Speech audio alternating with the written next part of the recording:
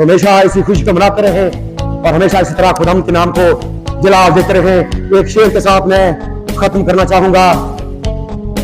मैं तो उस जात का पुजारी हूं, नूर निकले हैं जिसके सीने से।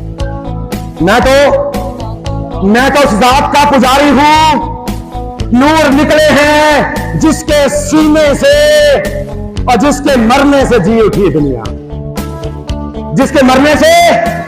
जिसके मरने से जी उठी दुनिया और मर गई मौत जिसके जीने से।